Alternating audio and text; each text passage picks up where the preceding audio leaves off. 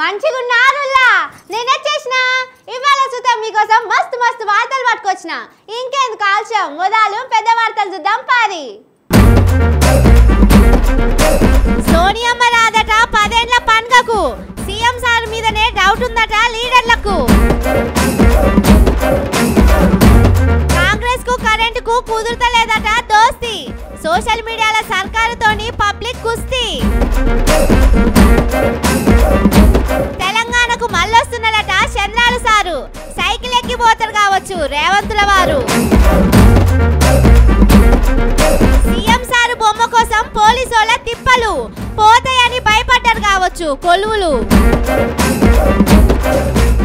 డబ్బులు కొట్టి పిలుస్తున్నారు ఓట్లేసేటోళ్లను సార్లు ఓట్లైనాక దొరకబట్టాలే గెలిచినోళ్లను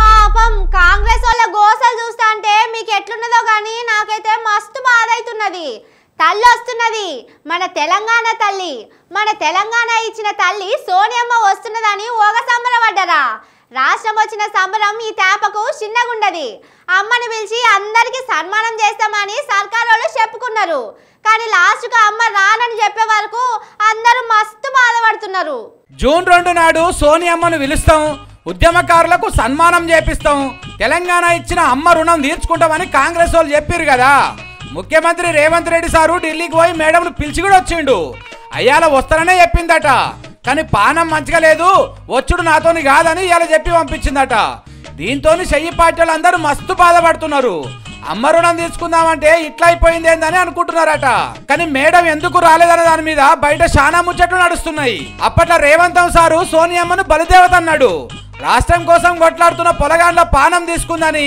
మస్తు మాటలు అన్నాడు బలిదేవత అని చెప్పి ఆమెకు బిరుదు ఇవ్వండి అప్పుడు సరిగ్గా సరిపోతుంది ఆమె నైజానికి ఆమె చేసిన నీచమైన పనులకు 1000 మందిని బలి తీసుకున్నందుకు ఇప్పుడు మేడాన్ని పిలుచుకొచ్చి స్టేజ్ మీద కూర్చోబెట్టి పుసుకున మళ్ళా బలిదేవత అన్నాడు అనుకోండి అంత ఆగమాగం జగన్నాథం అవుతుంది దేశం ముంగల పరువు పోతుందని పార్టీ వాళ్ళు మేడంకు చెప్పిరట పోయి పరువు తీసుకున్నాడు ఎందుకని మేడం ఊకున్నదని అంటున్నారు ఇక అట్లనే 1969 కాంచెల్లి తెలంగాణ బిడ్డలను పొట్టన పెట్టుకున్నది కూడా కాంగ్రెస్ పార్టీనాయే ఇక మరి ఇప్పుడు వచ్చి స్టేజ్ మీద మేడం ఏం మాట్లాడాలి 100 మందిని చంపినాం పానాలు పోతుంటే చూసుకుంటా ఊకున్నాం తెలంగాణ ఇస్తామని చెప్పి మళ్ళా వెనకకు పోయి ఇంకింత మంది పానాలు తీస్తామని చెప్తారా లేకపోతే మీ బిడ్డలను చంపి తెలంగాణ ఇచ్చినామని గొప్పగా చెప్పుకుంటారా మరి స్టేజ్ మీదకి ఎక్కి మేడం ఏం మాట్లాడాలి అనేది ఎవరికి సమజ్ కాలేదట ఇటు ఉద్యమకారులు సుతం మేడం మీద మస్తు గరం అవుతున్నారు రక్తపు చేతులతో వచ్చి ఎట్లా మా అమరవీరులకు దండేసిపోతారని మస్తు కోపం చేస్తున్నారు పోతే పెద్దరికం వచ్చుడు కంటే ఎక్కువ మాటలు పడాల్సి వస్తుందని మేడం సపోర్ట్ చేయకుండా ఊకున్నదని ఇంకొందరు అంటున్నారు అందుకే అంటారు చేసిన పాపం ఉట్టిగానే పోదని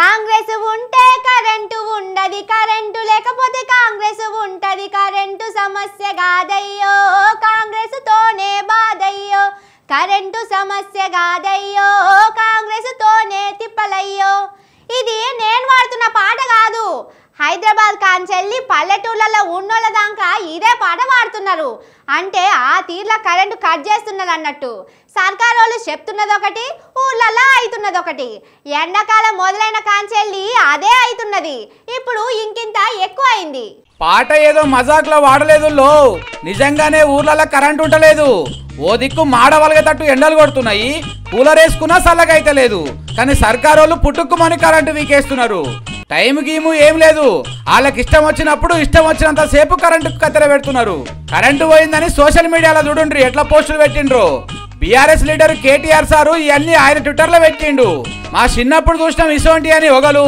చిన్న పొలగాండ్లు ముసలోళ్ళు తిప్పలు పడుతున్నారని ఇంకొకరు ట్విట్టర్లో పెట్టిండ్రు కొందరైతే అలా మీటర్ నెంబర్ పెట్టి మా తాన కరెంటు లేదు ఎప్పుడు వస్తుందని అడుగుతున్నారు హైదరాబాద్ లోనైతే ఇసోంటి గోసలు ఈ నడుమ ఎప్పుడు చూడలేదని చాలా మంది అంటున్నారు హైదరాబాద్ ప్రగతి నగర్ లా రాత్రి చాలా సేపు కరెంటు కట్ చేసే వరకు ఇగో ఇట్లా పబ్లిక్ రోడ్ల మీదకి వచ్చిండ్రు సబ్ స్టేషన్ దానికి పోయి లొల్లి లొల్లి వేసిండ్రు కాంగ్రెస్ సర్కారు వచ్చినప్పటి సందే కట్టింగ్లు జోరుగా అవుతున్నాయని గరమైండ్రు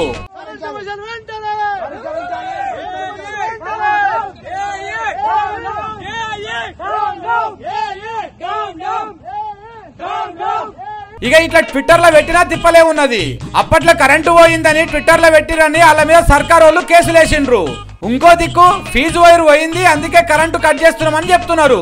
మరి రోజుకు ఫీజు వైరు ఎన్నిసార్లు పోతుంది, అది వేస్తందుకు ఎంత టైం పడుతుందని అడిగితే మాత్రం ఆఫీసర్లు సపోర్ట్ చేస్తలేరు. 10 ఏళ్ల కింద మన తాన ఇసోంటి కరెంటు తిప్పలే ఉంటుండే. ఇప్పుడు 10 ఏళ్ల పండుగ చేసుకుంటున్న టైంలో 10 ఏళ్ల కిందట ఎట్లుండేనో అట్లనే మళ్ళా అదే తరీకా పట్టుకొచ్చిరని పబ్లిక్ అంటున్నారు. అయ్యాల చెయ్యి పార్టీ సర్కారు ఉన్నప్పుడు ఎట్లుండేనో ఇప్పుడు కూడా అట్లనే ఉందని మస్తు గరమైతున్నారు. సర్కారు మారంగానే ఎందుకు ఇట్లయితున్నదని తిడుతున్నారు. ఇంకొందరైతే తిప్పలు కరెంటుతోని కాదు, కరెంటుకు కాంగ్రెస్ కు అసలే సోపతి కలవది, అందుకే వాళ్ళు కుర్చీలో కూర్చోగానే కరెంటు పోతున్నదని అంటున్నారు.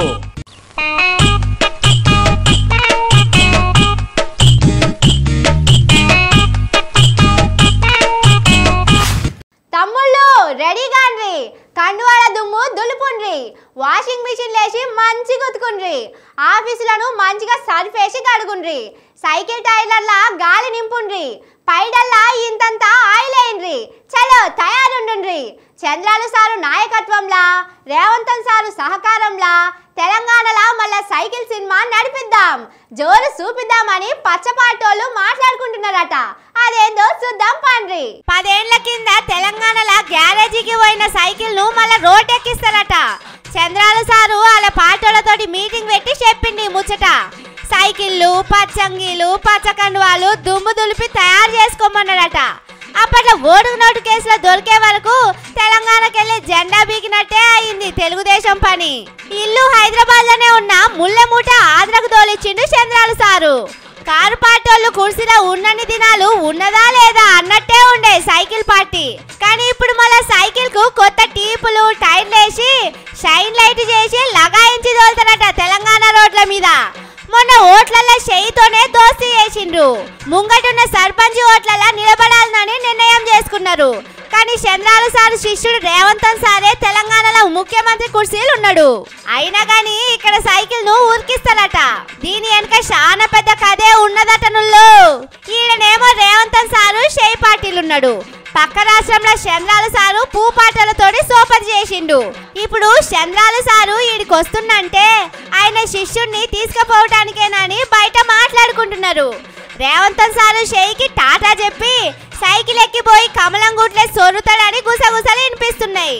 అంతేకాదుల్లో శిష్యుణ్ణి మొదలు సీఎం కుర్చీలో కూర్చోబెడితే అటెనక నేను సుతమండ సొర్రొచ్చని చంద్రాలు సారు పెద్ద ప్లానింగే వేసిండట.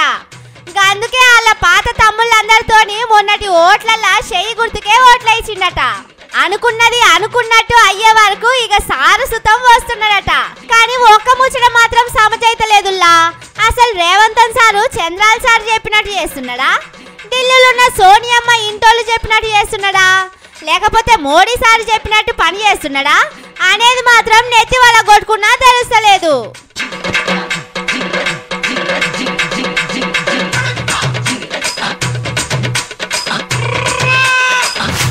చిన్నప్పుడు దొంగ పోలీసు ఆట ఆడే ఉంటారు కదా మీరు. దొంగలు ఉరుకుతారు, వాళ్ళని పట్టుకుంటానికి పోలీసు వాళ్ళు ఎమ్మడ పడతారు, వాళ్ళు ఉరక వీళ్ళు ఉరక ఇట్లనే నడుస్తుంది.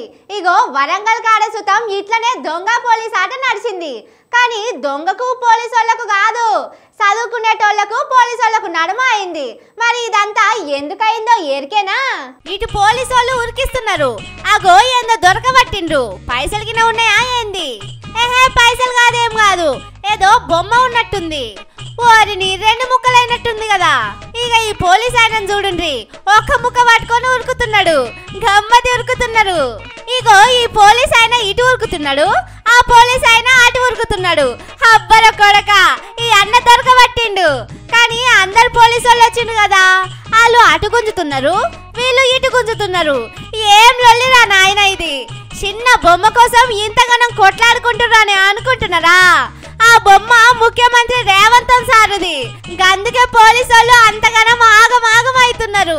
రాజముద్రలకెళ్ళి కాకతీయుల తోరణాన్ని ఎత్తేస్తామని సర్కారు చెప్పిండ్రు కదా, అట్లెట్లా తీసేస్తారని కాకతీయ యూనివర్సిటీలో చదివే పోరగాళ్ళు రేవంతన్ సారు బొమ్మను కాలబెట్ట చూసిండ్రు. ఈ ముచ్చట ఎరకగాంగలే పోలీసు వాళ్ళు ఉరికొచ్చి బొమ్మను పట్టుకొని ఇట్లా ఆడికెళ్ళి ఉరికిండ్రు. అటెనక ఆ పోరగాళ్ళను అరెస్ట్ చేసి పట్టుకపోయిండ్రు. కానీ చూసిండ్రా పోలీసులకు సీఎం సార్ అంటే ఎంత భయం ఉన్నదో. బొమ్మకు నిప్పు అంటుకుంటే అలా కొలువులు పోతాయని మస్తు భయపడ్డట్టున్నారు. కానీ కుర్చీలో కూర్చొని 6 నెలలు నిండక ముందే బొమ్మలు కాలబెట్టించుకునే అంత మంచిగా పాలన చేస్తున్నారు మన రేవంతుల వారు. ఇప్పుడే బొమ్మలు కాలబెడుతున్నారంటే 5 ఏళ్ళు నిండే వరకు రేవంత్ సార్కు తిప్పలే ఉన్నది. సారు జర ఊకుకే బయట తిరగకుండ్రి. పబ్లిక్ చాలా కోపం మీద ఉన్నారు.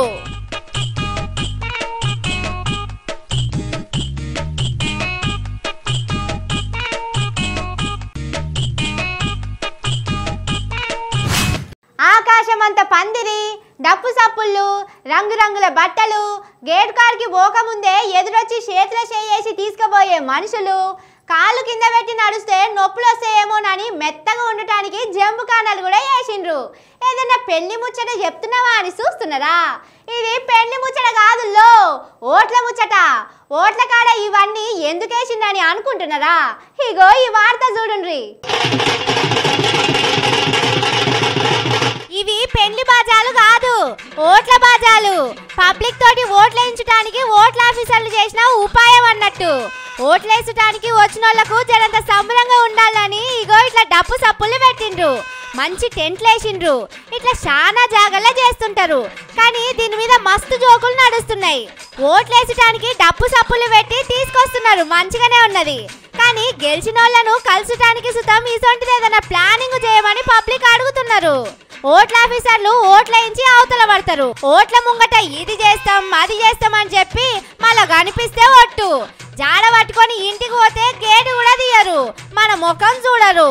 ఓట్ల ముంగలైతే మన ఇంటికి వచ్చి అలుముకుంటారు, కాళ్ళ మీద పడతారు, కడుపులో పెట్టుకొని చూసుకుంటామని చెప్తారు. ఓట్లు డబ్బాల పడ్డాయంటే అల్లటు మనం ఇటు, మనలను దేకినోళ్ళు ఉండరు. అందుకే ఓట్లు వేయించుకున్నడే కాదు, లీడర్లతోని పని చేయించే బాధ్యత సుతం ఓట్ల ఆఫీసర్లే తీసుకుంటే మంచిగా ఉంటుందని పబ్లిక్ చెప్తున్నారు. కానీ మంచిగా ఉండదు కదా ఇది. ఓ పారి ఓట్లు అయిపోయినాయి అంటే అందులో పనిచేసే ఆఫీసర్లకు సుతం పెద్ద పని ఉండదు, ఉట్టిగా కూర్చోబెట్టి జీతాలు ఇచ్చుడైతున్నది. ఈ పని సుతం వాళ్ళకే చెప్పినాం అనుకోండి, ఏడాది మొత్తం చేయి నిండా పని దొరుకుతుంది. ఇవి 5 ముచ్చట్లు. ఇంకిన్ని మస్తు మస్తు ముచ్చట్లతోటి సోమవారం కలుస్తా. ఉంటాయిగా.